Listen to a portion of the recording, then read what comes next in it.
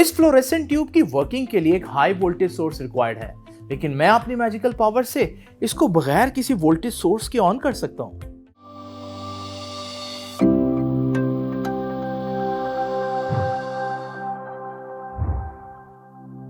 इस fluorescent tube की working के लिए एक हाई वोल्टेज सोर्स रिक्वायर्ड है, लेकिन मैं अपनी मैजिकल पावर से इसको बगैर किसी वोल्टेज सोर्स के ऑन कर सकता हूं। लेकिन ऐसा कैसे हो सकता है?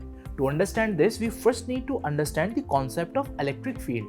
हम जानते हैं कि मैग्नेट्स के गिर्द एक फील्ड मौजूद होता है, इसे हम मैग्नेटिक फील्ड कहते हैं। इस फील्ड को हम देख नहीं सकते, लेकिन इस मैग्नेट का डिफरेंट ऑब्जेक्ट्स को दूर से ही अट्रैक्ट कर लेना इस बात की निशानदेही करता है कि वाकई इसके गिर्द कोई फील्ड मौजूद है।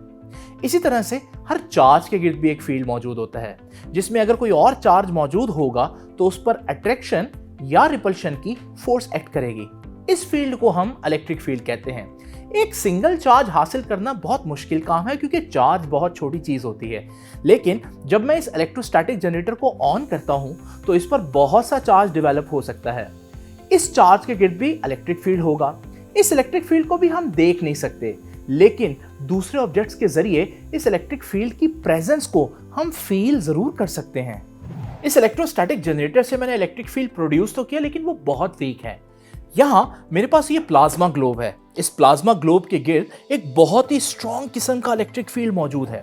इसी तरह से इस टेस्ला कॉइल के गिर्द भी बहुत स्ट्रॉन्ग फील्ड मौजूद है, इतना स्ट्रॉन्ग कि एटम्स में मौजूद इलेक्ट्रॉन्स पर फोर्स लगाकर उन इलेक्ट्रॉन्स को एटम से इजेक्ट कर सकता है। दूसरे अल्फाज में एटम्स को आयोनाइज कर सकता है। यकीन नहीं आ रहा? इस बल्ब को देखिए। जब ये बल्ब इस कॉइल की स्ट्रॉन्ग इलेक्ट्रिक फील्ड में आता है तो इसमें मौजूद एटम्स में से इलेक्ट्रॉन्स इजेक्ट होना शुरू हो जाते हैं और इससे ये ग्लो प्रोड्यूस हो रहा है। इसी तरह से जब मैं इस फ्लोरेसेंट ट्यूब को इस कॉइल की स्ट्रॉन्ग इलेक्ट्रिक फील्ड में लेकर आता हूं तो इसमें मौजूद मरकरी भी आयोनाइज हो जाता है और यूं ये ग्लो करना शुरू कर देती है। अब आप समझ गए होंगे कि स्टार्ट में मैंने इसको जो ऑन किया था वो अपनी मैजिकल पावर से नहीं, बल्कि इस टेस्ला कॉइल की वायरलेस एनर्जी से किया था। अभी तक मैंने इलेक्ट्रिक फील्ड की प्रेजेंस को सिर्फ डिटेक्ट किया है, लेकिन अब मैं इलेक्ट्रिक फील्ड की स्ट्रेंथ को इन्वेस्टिगेट करता हूं।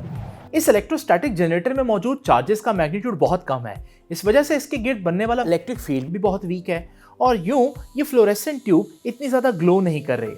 लेकिन इसी फ्लोरेसेंट ट्यूब को अगर मैं इस टेस्ला कॉइल के करीब लेकर आऊं तो क्योंकि इस पर मौजूद चार्जेस का मैग्नीट्यूड बहुत ज्यादा है तो फील्ड बहुत स्ट्रांग होगा और यही ट्यूब बहुत ज्यादा ग्लो करना शुरू कर देती है। यहां से तो मैं ये क्लियरली देख सकता हूं कि strength of electric field depends upon magnitude of charges. इसी तरह से अगर मैं इस नियॉन बल्ब को देखूं तो ये इस टेस्ला कॉइल के करीब बहुत ज्यादा ग्लो कर रहा है, लेकिन जैसे जैसे मैं इसको दूर लेकर जाता हूं तो मैं देख रहा हूं कि इसका ग्लो कम होता जा रहा है। यानी डिस्टेंस के साथ साथ इलेक्ट्रिक फील्ड कम होता जा रहा है। यानी इलेक्ट्रिक फील्ड की स्ट्रेंथ का डिस्टेंस के साथ इनवर्स रिलेशन है। इसी तरह से ये नियॉन बल्ब इस पॉइंट पर बहुत ज्यादा ग्लो कर रहा है, मतलब इलेक्ट्रिक इंटेंसिटी बहुत ज्यादा है। अभी इन चार्जेस और नियॉन बल्ब के दरमियान मीडियम एयर है, लेकिन अगर मैं इस एयर की जगह कोई और मीडियम एंटर करूं तो मैं देखता हूं कि नियॉन बल्ब का ग्लो पहले के मुकाबले में कम हो गया है। यानी इस पॉइंट पर इलेक्ट्रिक इंटेंसिटी मीडियम के आने से चेंज हो गई है। इसका मतलब किसी पॉइंट पर मौजूद इलेक्ट्रिक फील्ड की स्ट्रेंथ का ताल्लुक मीडियम से भी है। अब अगर मैं मैग्नीट्यूड ऑफ चार्ज की जगह Q का सिंबल, डिस्टेंस की जगह R और मीडियम की जगह मीडियम का कोई कांस्टेंट K रिप्रेजेंट कर दूं और फिर इन सारे फैक्टर्स को इकट्ठे कर दूं तो ये हमारे पास फार्मूला बन जाता है किसी पॉइंट पर इलेक्ट्रिक फील्ड की स्ट्रेंथ का या सिंपली इलेक्ट्रिक इंटेंसिटी का।